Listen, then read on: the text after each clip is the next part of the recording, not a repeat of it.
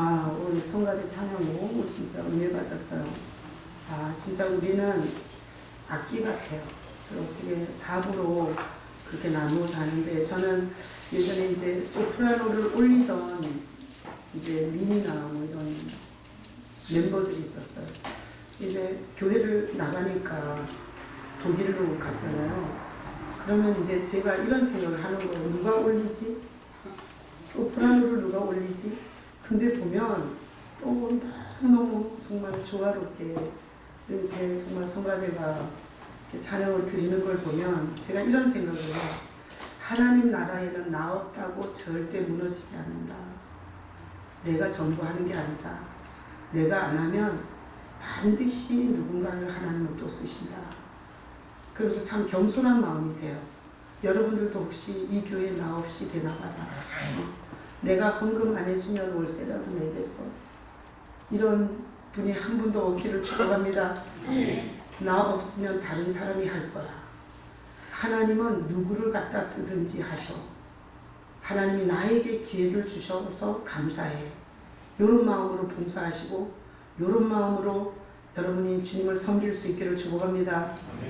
우리 종익이는 누가 없으면 또 더 멋있는 사람이 와. 알았지? 잘난 척하면 안 돼.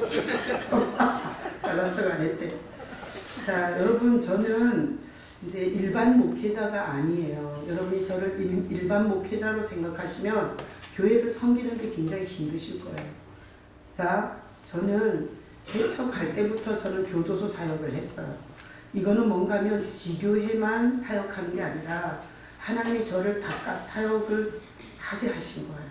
그러니까 개척하기 전에 이미 교도소 사역을 했고, 그리고 주님은 지금도 우리 교회만이 아니라 정말 복음을 들어야 할 사람들에게는 거침없이 저가 가서 만날 수 있도록 하세요. 저는 개척해서 사람이 없을 때 우리 교회에 사람들이 안 나오는데도 누군가 복음을 들어야 할 사람이 있으면 아무리 먼 거리라도 가서 우리 교회에 절대 나올 사람이 아니고 어떤 것도 도움이 될 사람이 아닌데 그냥 예수님을 전하고 싶어서 그렇게 가서 저는 전하곤 했어요.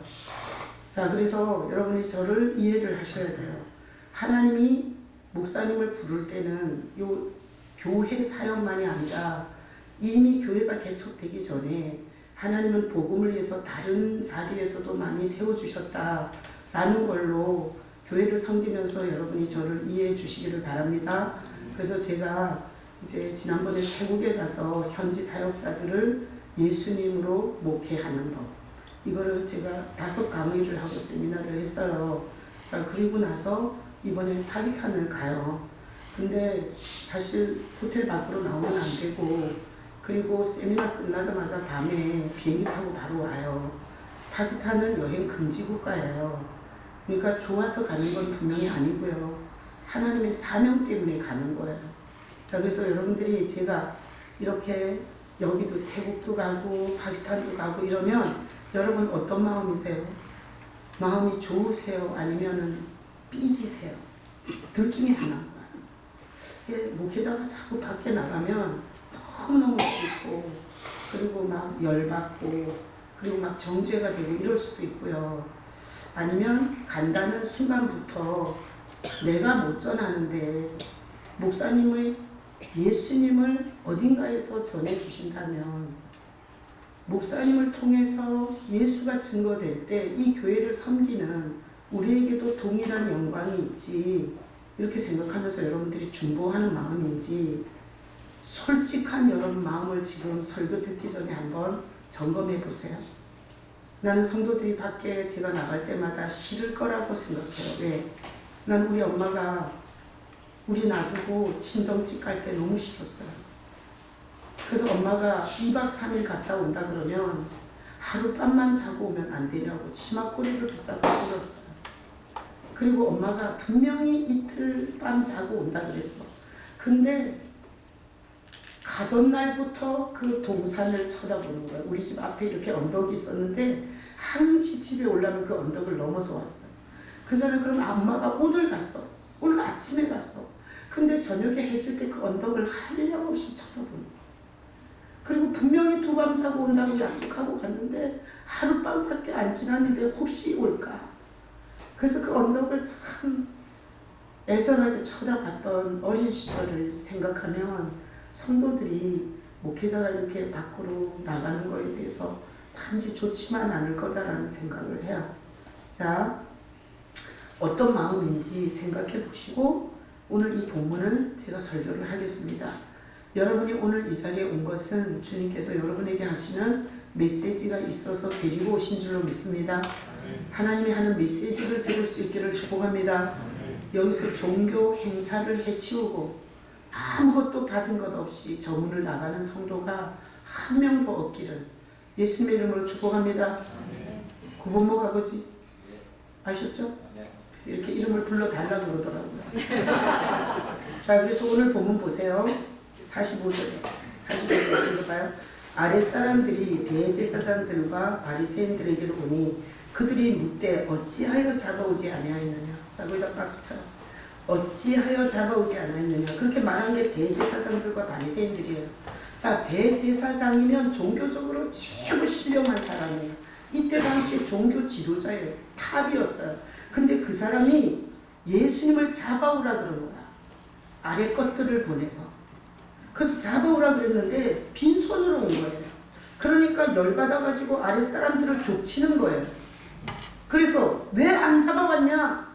그 예수 머리바닥에 피도 안 마른 그 이단아, 그 이단을 왜 안 잡아왔어? 이런 거예요. 그랬더니 아래 것들이 이렇게 대답하는 거예요. 46절 이거 봐요. 아랫사람들이 대답하되 그 사람이 말하는 것처럼 말한 사람은 이때까지 없었다. 그러니까 예수를 잡으러 갔던 사람들이 지금까지 그렇게 말을 분명하고 정확하고 바른 말을 하는 사람은 처음 봤다는 거예요. 그래서 그렇게 말하는 사람 처음 봤대요. 그래서 못 잡아왔다는 거야. 그랬더니 바리새인들이 47절에 뭐라 그래요? 바리새인들이 대답하되 너희도 미혹됐냐? 너도 그 이단한테 넘어간 거야? 너도 그 30살 먹은 맞박에 피도 안 마른 그놈한테 네가 지금 유혹을 받은 거야? 이랬어요. 그러면서 말했어요. 당국자들이냐? 정치 지도자들, 세상에 출세한 사람들, 돈 많은 사람들, 세상에 성공한 사람들, 당국자들이나 바리새인, 종교적으로 뛰어난 지식과 뛰어난 종교성을 가진 사람들 중에 그를 믿는 자가 있냐? 이랬어요. 그러니까 이렇게 말하고 나서 아주 결정적 결정타를 한번 쳤어요. 49절 다 같이 읽어봐요. 율법을 알지 못하는 이 무리는 저주를 받은 자로다. 자, 박수 쳐요. 율법에다 박수 치고, 율법에다 박수 치고 저주를 받은 자로다. 박수 치세요. 자, 오늘 이 본문에 보니 율법은 하나님이 지키라고 준 법이에요.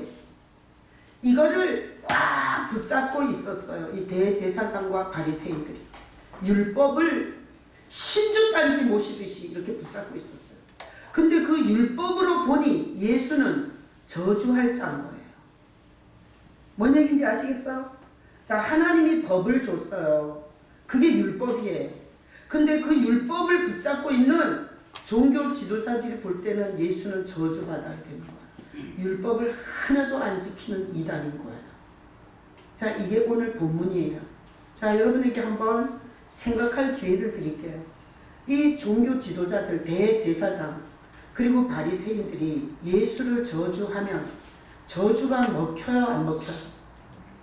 절대 안 먹힙니다. 그러니까 여러분들이 무당이 저주했든 어디 가서 운명과 팔자와 손금과 관상을 보고 거기서 귀신 같은 것들이 여러분의 운명을 말한 거 있으면 믿어야 돼요? 쳐내야 돼요? 쳐내야 돼요. 이게 지금 종교 지도자들이 저주를 한다고 절대로 예수님은 저주를 받을 분이 아니에요. 아멘이시죠? 아멘. 그래서 우리가 인생을 살다 보면 까닭없이 우리를 저주한 자들이 있어요. 네 인생이 되는 거 있나 보자. 이런 식으로 저주를 나한테 퍼본 일이 있으면 신경 쓰고 살아야 돼요? 무시해야 돼요? 무시해야 돼요. 여러분, 저주는 퍼볼 수 있는 자격이 있는 사람이 퍼볼 때 효과가 있는 거지, 이런 개나 소나 다 저주를 한다고 저주가 임하는 게 아니에요. 내가 일부 예배 때도 얘기했지만 어떤 교도소에 들어왔던 남자 부인이 요구르트 배달을 했어요. 근데 요구르트 배달을 해서 교도소에 나왔던 남편하고 둘이 열심히 살았어요. 그리고 어떤 여자 목사 교회를 간 거야. 조그마한 교회를. 근데 이 여자 목사가 굉장히 목회를 아주 파워풀하게 하면서 예언 기도하고 능력 사역을 하면서 이 요구르트 배달한 아줌마를 데리고 자기 옷을 사주라 그런 거야. 목사가 데리고 가서. 그 요구르트 배달한 아줌마가 사준다는 게 아니라 말귀를 알아들으시죠? 목사가 데리고 가서 옷을 한 벌 해달라고 한 거예요. 그래서 어디로 가나 봤더니 백화점으로 가서 40만 원짜리를 골랐다는 거야. 그래서 자기가 그때부터 시험이 든 거야. 어떻게 목회자가 이렇게 성도들 사는 거 힘든데 다른 것도 아니라 자기 옷을 백화점에 가서 40만 원짜리를 고르냐 이거지. 그때부터 시험이 들어갔고 이제 삐딱선을 탄 거야. 그랬더니 이 목사가 저주를 퍼붓는다는 거야. 저주를. 네 자식이 잘 되나 보자. 네 인생에 좋은 일이 오나 보자. 이렇게 막 저주를 퍼붓는다는 거야. 그 나한테 상담하러 왔더라고. 내가 그 남편을 안양교도소에서 만났는데 그래서 내가 그 부인이 상담하러 전화를 했어요. 그래서 내가 그 교회 나오라 그랬어. 그럼 거지 같은 목사 밑에서 왜 코를 빠뜨리고 있냐. 그래서 저주를 퍼부어서 무서워서 못 온대. 그래서 내가 다 그 저주 내가 다 받을 테니까 뒤도 돌아보지 말고 나와서 예수님을 설교하고 예수님으로 양육해주는 교회를 가라고 그랬어요. 그래서 그 사람이 내가 저주를 대신 다 받는다 그러니까 용기를 가지고 교회를 옮겼어요. 여러분 아무나 저주를 퍼붓는다고 저주가 와요. 그래서 오늘 이 종교 지도자들이 예수님과 그 무리를 저주했어요. 이거는 정말 얼마나 망발인지 아시겠죠? 이 죽은 종교인이 하나님을 저주한 거예요.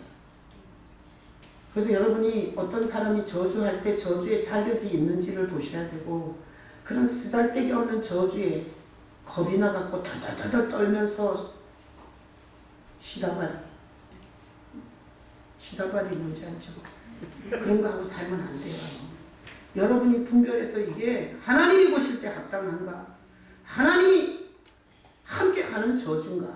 이런 걸 분별해서 신앙생활 할 수 있는 여러분 힘 있는 성도가 되시길 축복합니다. 네. 그래서 오늘 여기 보니까 이 율법으로 보니까 예수와 그 무리들은 저주를 받을 자라는 거예요. 자, 그래서 이 율법이라는 게 뭔가 하면 이런 거예요. 자, 나 쳐다봐요. 권준 목사님 가신 거예요, 어디? 듣고 있었어요? 어디 가시면 내가 바로 찾아오겠어요. 자, 이 율법이라는 것을 붙잡고 있으면 저주가 되는 거예요. 왜 그런가 하면 법이라는 건 뭘 하기 위해서 있어요? 판단하기 위해서 있어요. 정죄하기 위해서 있어요. 그래서 하나님은 우리를 위해서 율법을 줬는데 이 율법을 갖고 종교 지도자들 다 사람들을 판단하고 정죄하는 데 썼던 거예요. 자, 그러면 우리는 무슨 병이 있나 하면 다른 사람을 내 입장에서 판단하고 정죄하는 병이 있어요. 아주 이게 끔찍한 병이에요. 죄는 살인했거나 도둑질했거나 사기친 것보다 진짜 하나님 볼 때 끔찍한 죄는 자기 입장에서 자기 생각에 그리고 자기 감정에 자기 지식으로 남을 판단하고 정죄하는 이게 얼마나 하나님 볼 때 끔찍한 죄인지 몰라요. 우리가 선악과를 먹고 나서 이 짓을 하고 사는 거예요. 남편이 아내를 정죄하고 아내가 남편을 정죄하고 성도가 목회자를 정죄하고 목회자가 성도를 정죄하고 대통령이 국민을 정죄하고 국민이 대통령을 정죄하고 이렇게 법은 한씩 판단하고 정죄하는 도구가 돼요. 자, 그래서 우리가 고백하고 가야 돼. 오늘 설교를 듣기 전에 아주 우리가 흉악한 병이 있다고 고백해야 돼요. 자, 다 같이 복창하겠습니다. 나는 다른 사람을 판단하고 정죄하고 저주하는 고질적 병이 있습니다. 자, 겸식이 아멘이지? 오늘도 많이 판단하고 왔지? 아니야? 실력이다. 사랑만 해주다 왔어?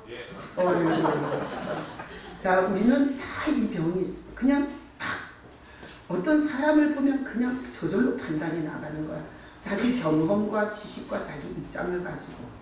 자, 이게 우리의 고질적 병이에요. 하나님은 죄가 물론 살인도 죄고 도둑질도 죄고 여러 가지가 죄지만 하나님 볼 때 가장 큰 죄는 주제도 안 되는 것이 선악으로 남을 판단하는 게 하나님 볼 때 가장 큰 죄예요.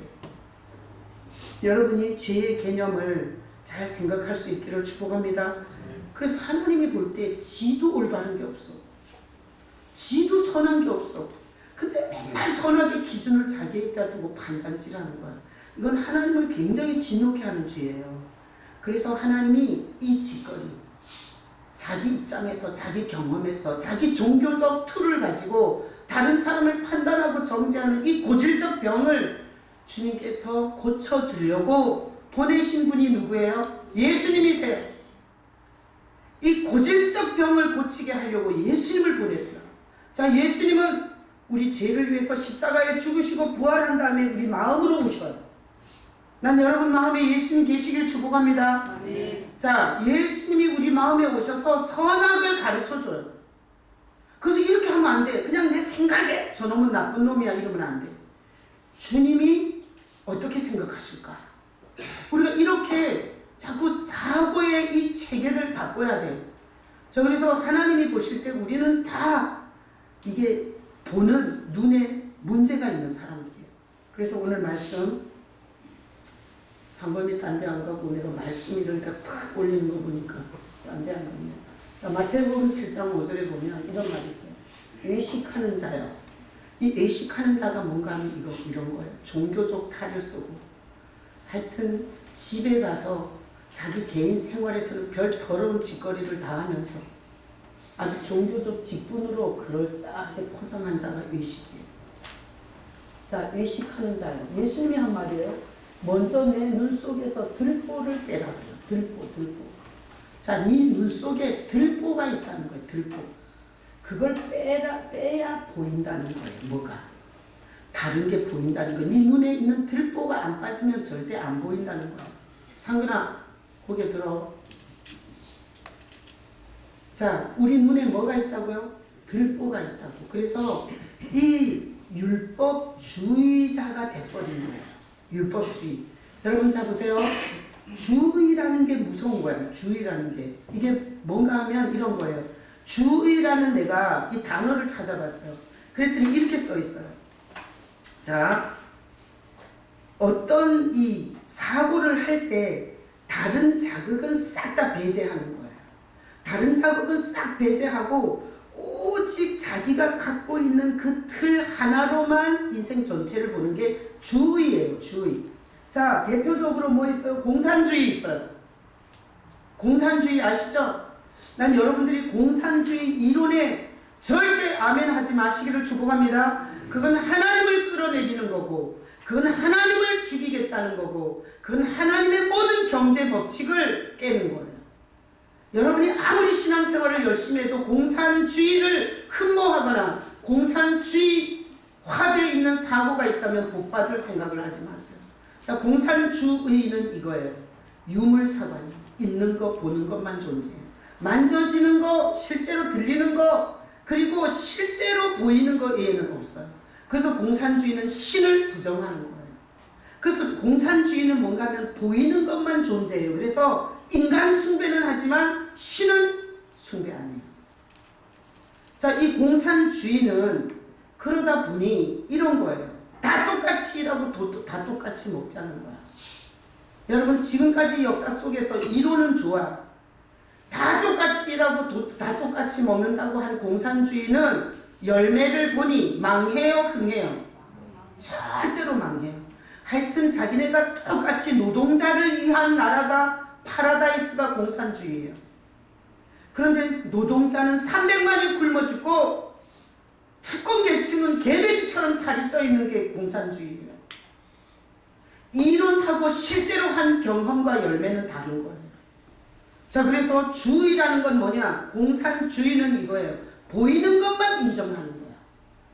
그래서 보이지 않는 신을 믿거나 종교는 싹 다 말살하는 거예요. 그리고 똑같이 똑같이 일하고 똑같이 분배하자는데 이건 하나님 나라의 경제 원리에 안 맞아요. 하나님은 5달란트 받은 자에게 5달란트 더 줘요. 2달란트 있는 자에게 2달란트 줘요. 1달란트 있는 자 뺏어버려요. 하나님 나라의 원리는 많이 수고한 자가 많이 받고 뺀질뺀질 논 자는 굶어야 돼요. 난 여러분이 공산주의 이론에 현혹되지 마시기를 축복합니다. 그래서 우리나라가 이렇게 가면 안 돼요. 부자들을 다 끌어내려. 부자들은 우리의 적이야. 이거는 공산주의예요. 우리는 부자를 적대시 하면 안 돼요. 부자도 있고 가난한 자도 있어야 돼요. 그래서 이 자유민주주의는 열심히 일한 사람에게 대가가 안 가더라도, 물론 다 그럴 수는 없지만 이 자유민주주의는 하나님의 경제의 원리예요. 자, 그래서 주의라는 건 뭐냐? 다른 걸 다 배제하고 어떤 틀 하나로만 인생을 생각하는 게 주의예요. 그래서 오늘 이 율법주의가 돼버린 거예요. 뭘로만? 율법으로만 보는 거야, 모든 거. 난 여러분이 율법주의자가 되지 마시기를 축복합니다. 어떤 주의를 신봉하는 사람이 있으면 주의자가 되는 거예요. 공산주의가 있는데 그거를 신봉하면 공산주의자야.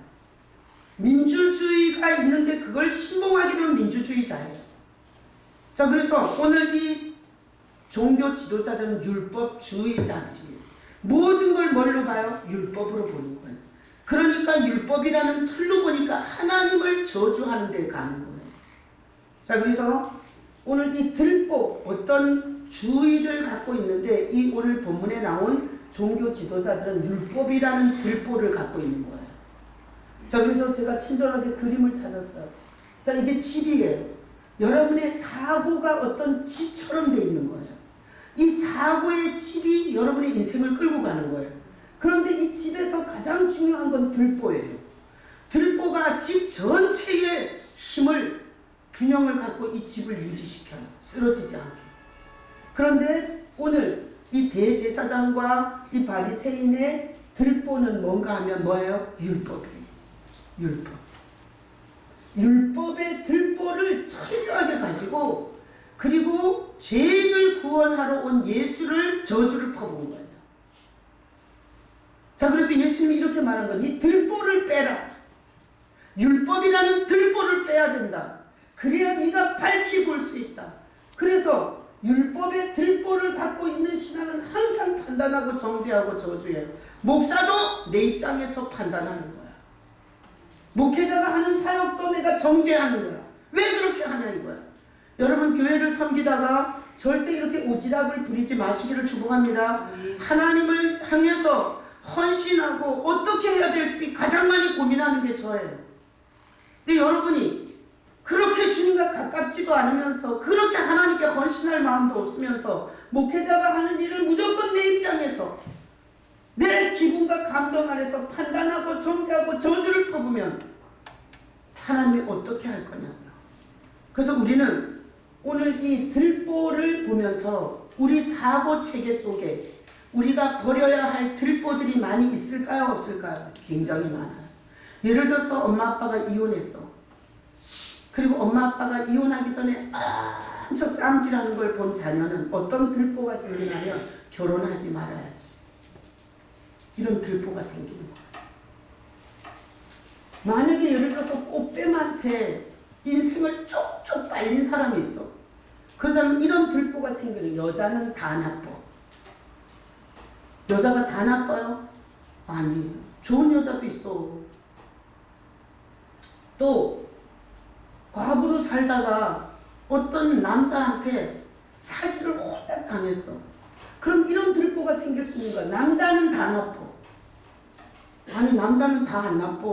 얼마나 훌륭한 아버지도 있고 얼마나 훌륭한 남자들이 나라를 일으키고 있는데. 그러니까 의외로 우리 사고의 체계 속에는 이런 견고한 들보들을 가지고 있을 수가 있어요, 없어요? 있어요. 내가 우리 선교사님 딸이 미국에서 우리 시내 집에 가서 방학을 한 3주 있었어요. 근데 엄마한테 이렇게 가면서 카톡을 했대요. 엄마, 언니랑 형부랑 너무 재미있게 살아. 그래서 내가 성교사님한테 이렇게 얘기했어요. 경민이가 혹시 빨리 시집 가는 거 아니야? 아니 왜 그런가 하면 너무 재미있게 사는 걸 보잖아. 그럼 자기도 결혼하고 싶어. 안 그래요? 그러니까 좋은 거를 보면 그 좋은 것에 대한 마음이 열리지만 나쁜 것에 대해서는 다 이렇게 들보가 생겨요.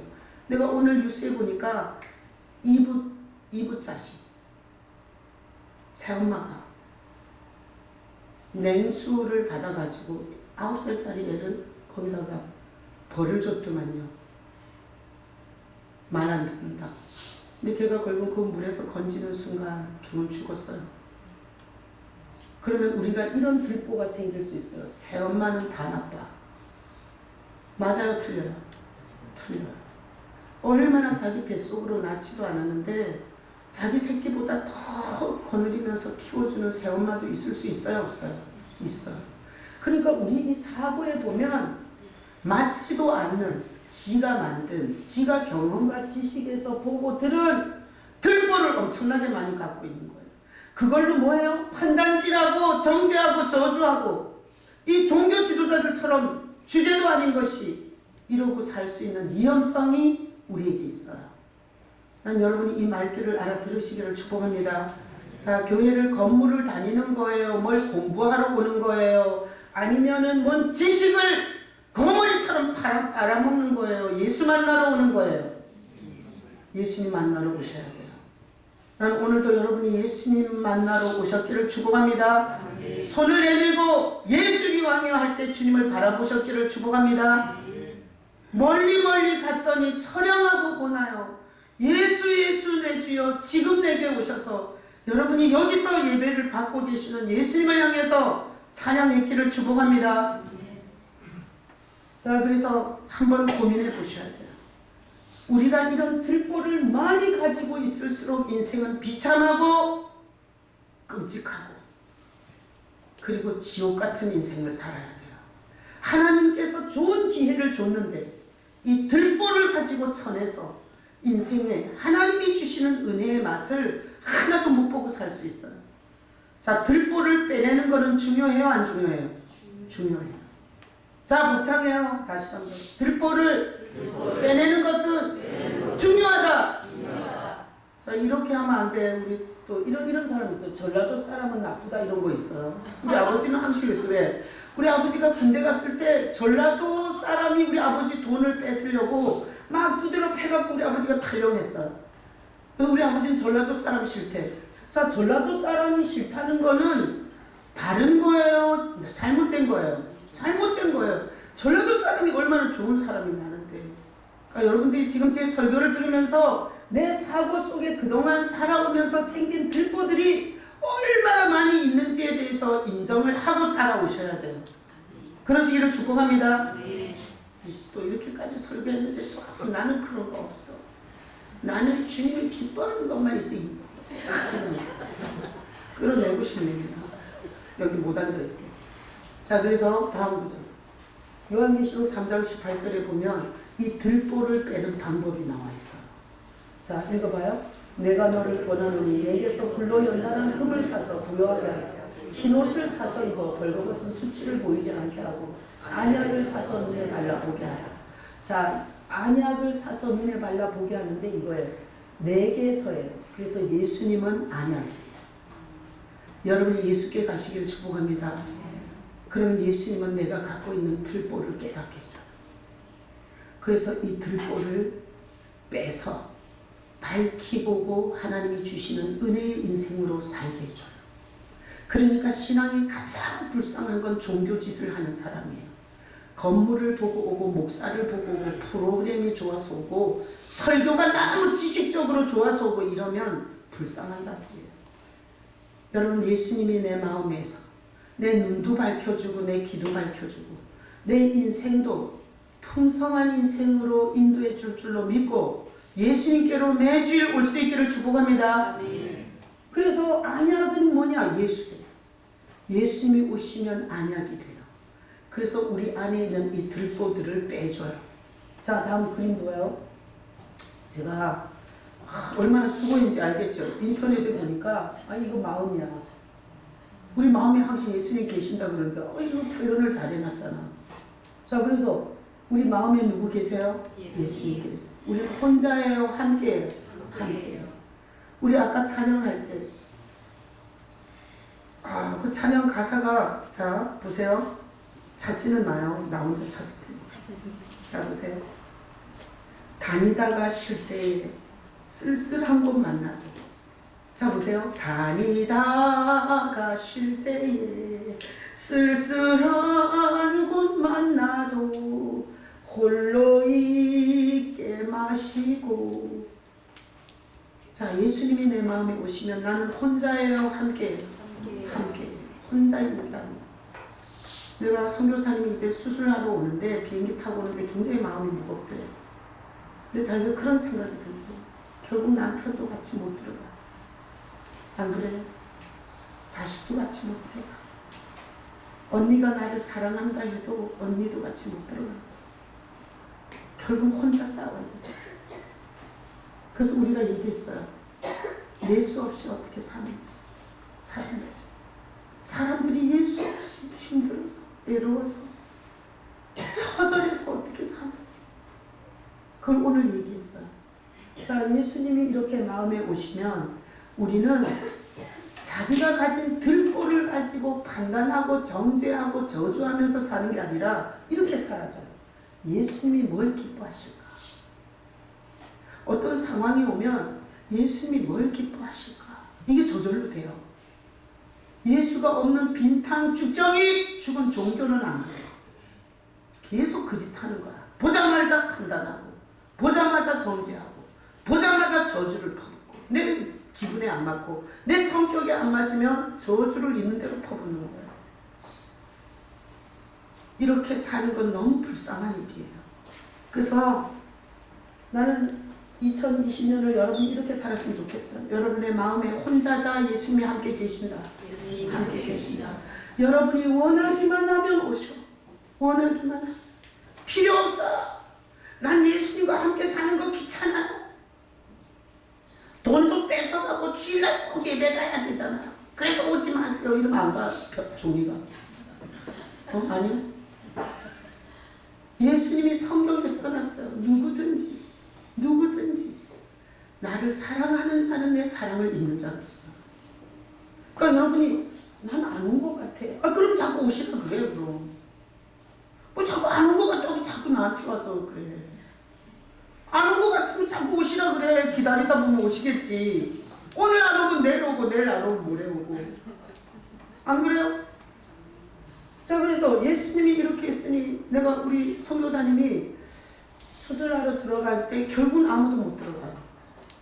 그러면 누가 가냐? 주님이 함께 들어갈 거예요. 안 그래요? 그래서 내가 오늘 그 촬영하면서 다니다가 쉴 때에 쓸쓸한 곳 만나도 홀로 있게 마시고 주여 보호하소서. 그 촬영하면서 내 선교사님 수술실 들어갈 때 홀로 있게 마시고 주님이 같이 들어가셔서 의사는 못 봤는데 보게 하시고 의사는 실수할 뻔했는데 주님이 잡아주시고 이렇게 인생 사는 거예요.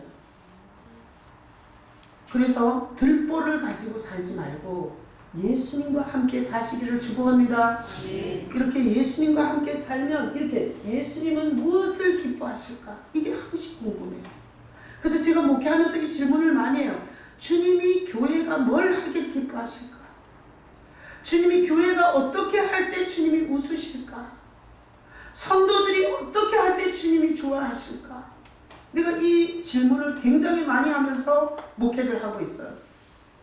자, 제가 이 질문을 가지고 주님이 뭘 기뻐하실까 하고 기도하는 가운데 주님께서 우리 저기 아시죠? 저 단독부지에서 우리 월세도 안 내고 관리비도 안 내고 자체 건물에서 거기서 옹기종기 모여갖고 우리 밥도 먹고 완전히 가족으로 거기서 신앙생활을 했어요. 알지 경씨가? 그때가 좋았지? 똑같습니다. 아니 그러는데 주님께서 내 마음에 이런 감동을 하셨어요. 주님이 뭘 기뻐하실까? 이렇게 제가 이렇게 기도를 하는데 사거리로 나가려는 거야. 사람들이 보고 올 수 있는 데로 나가려는 거야. 그래서 제가 교회를 이쪽으로 이전할 때 우리 성도 중에 너무 거기가 좋은 거야. 거기는 진짜 가족 같았어요. 그러니까 어떤 성도가 왜 목사님 교회를 키우려고 하냐 이거야. 자기는 교회를 키우려다가 망한 교회를 너무 많이 봤다는 거야. 그러니까 교회 이전을 하지 말자는 거지. 그래서 저를 계속해서 교회를 키우지 말고 왜 욕심을 부리냐, 지금 이대로 좋지 않냐 이러면서 저에게 눈물로 나한테 고소를 하셨어요. 근데 나는 주님이 뭘 기뻐하냐 이렇게 기도하면 움직여야 되는 거야. 그래서 움직였어요. 그분은 결국 교회 안 나왔어요. 자기 말을 안 들었다. 자, 그래서 주님이 뭘 기뻐하실까 이러다가 교회 이전을 했고요. 주님이 뭘 기뻐하실까 고민하는 가운데 저는 교도소 사역을 하는 거예요. 왜? 하나님은 범죄의 소굴에서 나오지 못하는 사람들에게 이 복음을 전하기를 원하세요. 그래서 제가 교도소 사역을 하는 거예요. 정말 교도소에서 누가 오면 겁이 나. 올까봐 겁이 나. 제가 설교를 해서 예수님의 복음이 막 은혜가 되면 항시 지혜도 들어봤지만 교회가 어디냐고 물어봐요. 난 교도소에 가서 복음은 전하지만 성도들한테 교도소에서 오셔갖고 잘 섞이지 못하면 너무 내가 힘든 거야. 그래서 진짜 고민이 깊어. 그냥 교도소 저 교도관한테 어느 교회인지 물어보라 그러고 그냥 와요. 내가 교회를 숫자를 풀리고 사람을 끌어모는데 혈안이 돼 있다면 제가 교회를 나팔불죠. 그러나 하나님이 이 교회를 보내는 사람한테 설교를 하고 목회를 하는 거지 그럴 생각은 없어요. 그래서 예부 사역도 하는 거고요. 제가 몇 년 전에 이 창조과학 세미나를 미국으로 갔어요. 그때 제가 주일을 한 2번 빠졌을걸요. 근데 그때 제가 가가지고 얼마나 은혜를 받았는지 몰라요. 그 그랜드 캐년을 봤는데 그 이장한 선교사가 지리학을 전공한 박사예요. 근데 우리 목회자들을 그 지리학을 전공한 이재만 선교사가 그랜드 캐년에 데리고 가서 그 지층을 볼 수 있는 문을 열어줬어요. 그 그랜드 캐년의 지층이 3가지가 있어. 창조 때 하나님이 만든 지층이 있어요. 거기는 절대 화석이 안 나오는 지층이에요. 여러분 창조 때 만드는 지층에 홍수가 없었기 때문에 절대 화석은 없어야 돼요. 그렇죠? 그 다음에 홍수 이후에 화석이 나오는 지층이 있고요. 그 다음 그 지층 3가지를 보여주며 창조 때의 지층을 설명할 때 제가 얼마나 울었는지 몰라요. 왜? 그랜드 캐년에 가서 그 광대한 경치를 보고 주님의 높고 위대하심을 이렇게 찬양하고 오는데 그날 지층을 보면서 거기서 주님의 감동은 우리가 얼마나 악해서 하나님께서 쓸어버릴 수밖에 없었던 주님의 진노의 현장을 보면서 천부여 의지 없어서 손들고 옵니다. 나 같은 죄인 살리시 그 찬양을 하고 왔어요. 그 성도들 중에 왜 그런 데 다니냐니까. 왜 교회를 빼먹고 가냐. 이렇게 판단하면 안 돼요. 목회자에게 정말 중요할 때는 주님께서 데려가셔서 가르쳐 줄 수도 있고 보여줄 수도 있는 거지.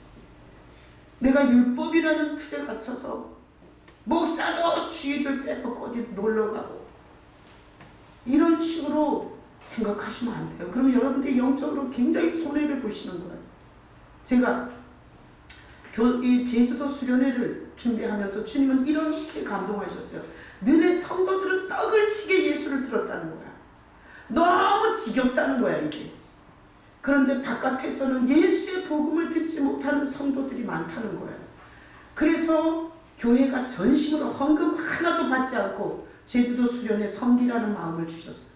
자, 이런 생각이 다 어디서 나오냐. 예수님이 무엇을 기뻐하실까? 이렇게 주님 앞에 묻는 가운데 주님이 감동하신 일이에요. 그래서 제주도 수련회 장소를 그리고 식사를 다 제공하면서 헌금 바치는 거 다 돌려주고 주님께서 하라는 대로 제주도 수련회 애부인들을 향해서 수련회를 했어요. 성도들은 다 싫죠. 그럼 목사가 무슨 콧바람 들어갖고 미친 짓 하는 것 같이 생각했을 수도 있어요. 근데 주님은 그렇게 외부 사람들에게도 복음을 들을 기회를 가지라고 하셨어요.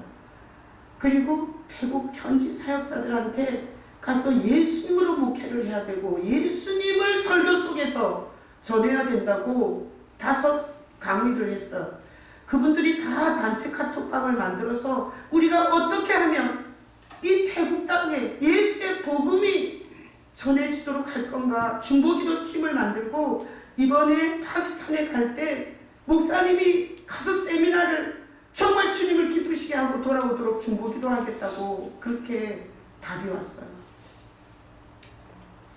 내가 어느 날 새벽 예배하고 예수님이 무엇을 기뻐하실까? 근데 그날 찬양이 이거였어요. 빛의 사자들이여 어서 가서 어둠을 물리치고 주의 진리 모르는 백성에게 복음의 빛 비춰라. 새벽에 이거 찬양하다가 주님께서 파키스탄 선교사가 어제 성탄절 인사를 해온 걸 생각나게 하셨어요. 그래서 제가 그 세미나 동영상을 보내줬어요. 그랬더니 오라는 거야. 자기가 파키스탄에 세우는 14명의 현지 사역자들, 자기 제자들. 다른 사람은 몰라도 이 사람들에게 꼭 예수님을 전해줬으면 좋겠다. 그래서 가는 거예요.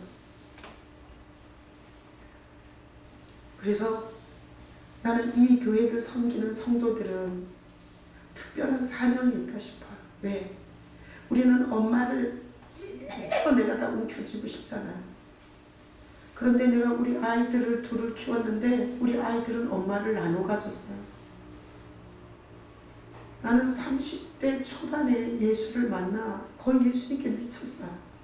그래서 애들이 학교 가서 절대 우산 갖다 준 적이 없어요. 비가 오면 그냥 쫄랑 맞고 오는 거예요. 왜? 나는 예수께 미쳐서 그냥 신방으로 돌아다니고 있었으니까. 그렇게 우리 아이들이 예수님과 예수님 안에서 우리 아이들이 엄마를 다른 사람과 나눠 가졌어요. 근데 지금 보면 하나님께서 이 아이들에게 엄마를 나눠 가진 것에 대해서 참 보상을 많이 해준 것 같아요. 그래서 우산도 안 갖다 주고 도시락도 잘 안 싸주고 집에서 밥도 잘 안 해주고 복음을 위해서 돌아다닌 거야 지금. 근데 우리 아이들이 보니까 주님께서 참 많은 은혜를 줬더라고요. 그래서 제가 이 교회를 섬기시는데 저를 독차지하고 싶으신 분은 이 교회에 못 있어요. 내가 교회를 섬기다가 나가는 사람을 보니까 둘 중에 하나예요. 저를 마음대로 조종하려다가 안 돼서 나가는 사람이 있고 제가 이렇게 눈물로 전하는 예수께 관심이 없어서 나가는 사람이 있고 그리고 예전처럼 사랑 안 해준다고 열받아서 나간 사람이 있고 그러니까 여러분이 이 교회를 섬기는 데는 이렇게 섬겨야 돼요. 내가 전하지 못하는 예수를 목사님을 통해서 하나님이 전하고 계시니 내가 도울 일이 있으면 도우리라. 난 이렇게 성숙한 성도들이 되시길 축복합니다. 제가 나가서 예수를 전해보면 환장을 해요. 교도소에서도. 제가 이게 제 자랑이 아니에요. 예수님이 누군지도 왜 예수를 들어야 되는지도 성도들이 살 수 있는 유일한 길이 예수라는 것도 모르고 막 와서 설교를 해야 되는 거예요. 그러다가 우리가 타락하면서 뭐가 고장났고 그것을 주님 하나님이 어떻게 해결하려고 하며 그 해결자가 누군지를 이렇게 예수님을 설교하고 무슨 본문을 갖고든 이렇게 예수님을 설교하면 거기서 얼마나 통곡을 하고 눈물이 이렇게 치받쳐갖고 얼굴이 빨개져가지고 우는 하나님의 사람들이 있어요. 지혜본사는 수원구치소를 같이 들어가면서 볼 거예요. 다 그런 건 아니야. 그렇지만 그 복음을 들어야 할 사람 몇 명이 있어요. 하나님이 그 자리에 나를 보내는 거예요.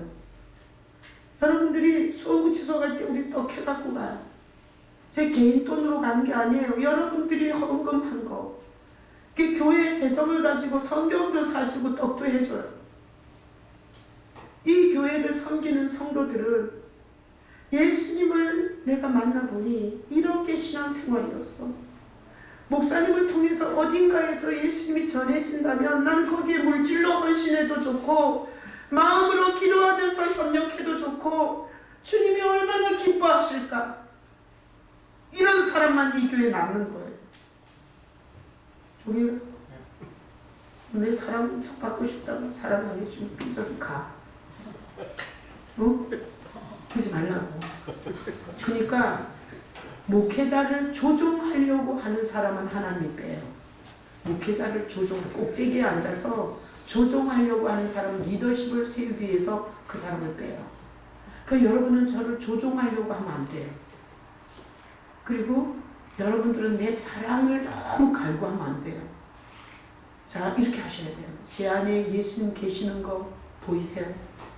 이 무지하고 이 힘없는 인간이 예수를 붙잡고 사역을 해나가는 것, 그 내 안에 있는 예수님이 좋아서 나도 저렇게 신앙생활 하고 싶다라는 사람이 여기 있으셔야 돼요. 난 그런 게 여러분이 되시기를 축복합니다. 그러잖아요. 그럼 이번에도 지난번에도 태국 갈 때는 다른 교회 일부 사람들이 섬겨줬어요. 이번에는 우리 교회 사람이 섬겼어요. 너무 감사한 거예요. 여러분 700~800만 원이에요. 그런데 우리 교회에서 누가 섬겼어요. 이거는 하나님께서 복음이 전해지는 일에 내가 가지는 못하더라도 물질적으로라도 협력을 하겠다라는 장성한 성도예요.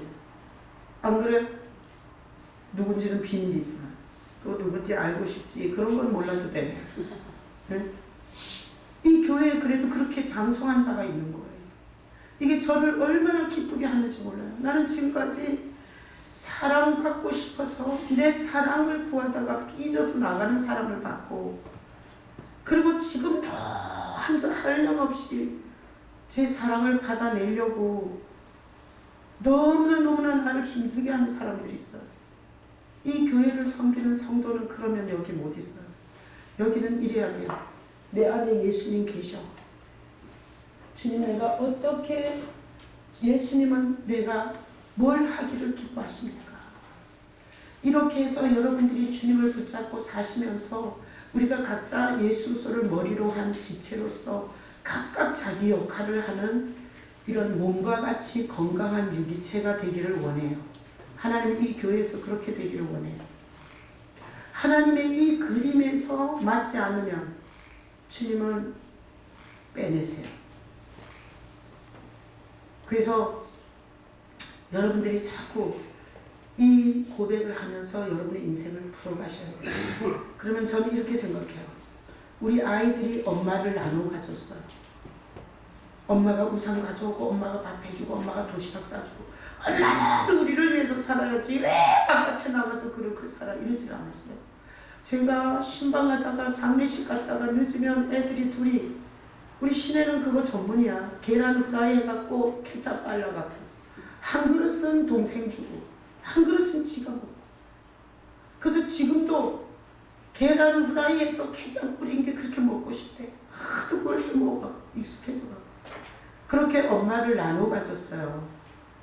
근데 그 나눠 가진 것에 대해서 하나님께서 참 귀하게 여기고 인생들을 풀어주시더라고요. 난 우리 성도들도 그럴 줄로 믿습니다. 여러분이 복음이 전해지고 하나님 나라에서 하나님의 그처럼 전하고 싶은 예수님을 교도소나 바깥에서나 사역자들한테 저를 통해서 전해질 때, 여러분이 거기에 같은 마음을 가지고 섬길 때 주님께서 분명히 목회의 사랑과 관심이 필요한데 그것을 바라지도 않고 주님을 붙잡고 교회를 섬기고 헌신하는 여러분들을 보면서 주님께서 얼마나 기특하고 얼마나 가슴이 미어지도록 애잔하겠어요. 그래서 다음 기도 이사야 65장 23절 24절에 보면 메시아 예수 그리스도를 섬기는 신앙에 대한 약속이 수고가 헛되지 않겠고 재난을 당하지 않겠고 여호와의 복된 자손이 될 거고, 그리고 후손도 그렇게 될 거고, 부르기 전에 응답하고 말을 마치기 전에 들을 것이다.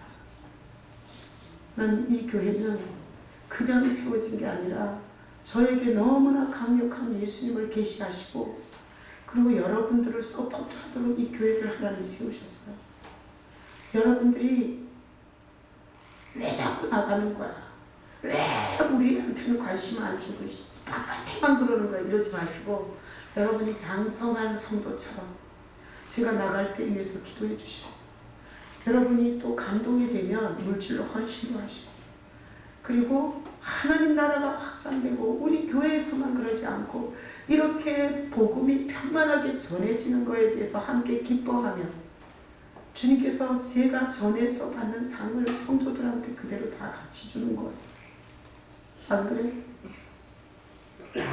머리가 있으면 내가 1등에서 텔레비전 나오잖아. 그 내 눈도 영광받고 내 코도 영광받고 내 입도 영광받고 내 손도 영광받고 내 귀도 영광받고 내 모든 게 다 영광을 받아. 그래서 제가 오늘 이 본문을 보면서 참 흉악한 짓을 한 거야. 율법을 붙잡고 있던 종교 지도자들. 여러분이 자기 입장, 자기 생각, 자기 중심적 사고를 갖고 교회가 하는 일을 판단하고 목회자를 정죄하고 공격을 해대면 하나님께서 은혜를 줄 수가 없어요. 그래서 난 여러분들이 제가 파키스탄에 일단 비자 한번 받았어요. 이제 다시 신청해요. 저는 이렇게 생각해요. 비자 받고 나면 안 가면 돼. 안 그래? 윤구원 집사님은 지금 열이 났어요. 꼭 가야 되는 거야. 아니 나는 가도 되고 안 가도 되는데 이분은 막 난리가 났어요. 꼭 가야겠는데. 그래서 내가 집사님 비자 받고 나면 왜 안 가면 돼요? 안 돼요 목사님 꼭 가야 돼요. 그래갖고 나는 저 사람이 왜 가나 싶었는데 모든 서류를 다 영어로 해야 돼요. 그리고 가자 일정을 매일을 영어로 다 이게 서류를 해서 내야 돼요. 나는 혼자 갔으면 못해. 근데 이분은 아주 그걸 전문이더라고요. 그런 거 하는 게 영어로 문서 작성하는 거. 하나님이 어떻게 그런 걸 쭉 뽑아가지고 완전히 획가닥하게 했어요. 그래가지고 야 하나님이 거저가 없구나. 같이 가라고 쓰시는 이유가 있었구나. 그 국제 영업을 하면서 그거를 연습을 된 사람을 하나님 나라에 필요할 때 주님이 붙이는 거야. 얼마나 영광이에요. 그래서 김창호 집사님이 자기가 올 한 해 6층 청소를 자기가 하겠다. 그래서 여러분 6층 청소 이제 안 해도 돼요. 김창호 집사님이 알아서 다 하실 거예요. 하나님이 바보예요. 하나님이 소경이냐? 그래서 못 봐요. 하나님이 기머거리예요. 오래오래 소리 질러야 들어요. 우리는 큰 그림을 갖고 2020년을 살아야 돼요. 여러분이 들보 속에서 남 판단하고 정죄하고 저주나 퍼부으면서 파당을 짓고 그리고 쑥떡쑥떡 욕이나 하고 뒷담 하나 하고 이렇게 살지 말고 우리 두 번째 그림 다시 올려줘요. 자, 예수님이 항시 나와 함께 있고 우리 선교사님 수술실 들어갈 때 자식도 못 들어가고 남편도 못 들어가고 형제도 못 들어가고 주님이 홀로 있게 마시고 이러고 가면 주님이 설레는 마음으로 가라고 오늘 응답했대요. 오늘 새벽에. 그래서 설레면서 가 그냥. 다른 사람 다 걸리지 않은 암이 걸린 게 어디야. 그리고 또 수술해보는 게 어디야. 이렇게 설레게 가래. 내가 진짜 주님이 얼마나 퍼펙트하게 감동을 줬나 싶어요. 그렇게 하고 가정에서도 예수님이 뭘 기뻐하실까. 이런 가정에서. 직장에 가서도 주님이 이런 직장에서 뭘 기뻐하실까. 교회에서도 주님이 뭘 기뻐하실까. 이렇게 주님이 뭘 기뻐하실까. 그렇게 신경을 쓰고 살면 주님께서 자 다음 9절 봐요. 부르기 전에 응답하. 아니 이쁘지 않겠어요? 주님이 뭘 기뻐할까? 이걸 고민하고 사는 거야. 어떻게 해서 돈을 많이 벌까? 어떻게 하면 행복하게 살까? 어떻게 하면 저 인간보다 내가 더 잘 살까? 이러는 게 아니라 어떻게 하면 주님을 기쁘시게 할까? 이러니까 부르기 전에 응답하고 말을 마치기 전에 듣는데 우리는 오늘까지 왜 그렇게 앞뒤로 흔들면서 그렇게 금식하고 기도했는데 응답을 못 받았냐? 주님이 뭘 기뻐하는지는 생각조차 안 하고 내 욕심과 내 탐욕과 내 즐거움과 쾌락만을 위해서 주님 앞에 들이댄 거지. 그래서 2020년 둘째 주인데 난 여러분이 이 그림, 예수님이 마음에 있는 그림, 이 그림을 갖고 메시지도 다시 올려놔. 한번 이거 보고 끝내게. 예수님을 어떻게 기쁘게 할까? 요것으로 여러분이 사셔서 교회를 섬길 때도 주님을 기쁘시게, 직장에서도 주님을 기쁘시게, 여러분의 가정에서도 주님을 기쁘시게, 이렇게 해서 주님이 혼자 있지 않게 하시고 내 인생에서 무슨 일을 어떻게 하셨는지 간증할 수 있는 그런 여러분 되시길 예수님의 이름으로 축복합니다. 아멘. 자, 성찬. 자, 성찬 왜요?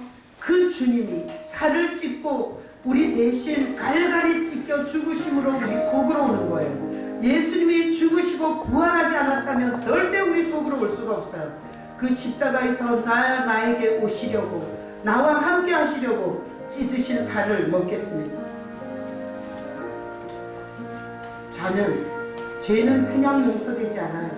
하나님의 피가 마지막 방울까지 흘려져서 우리 죄가 용서되는 거예요. 그래서 예수님은 이렇게 피를 흘리시고 우리 마음에 함께 해주는 하나님 임마누엘이 되셨어요. 그 임마누엘의 사랑, 예수님의 잔을 마시겠습니다.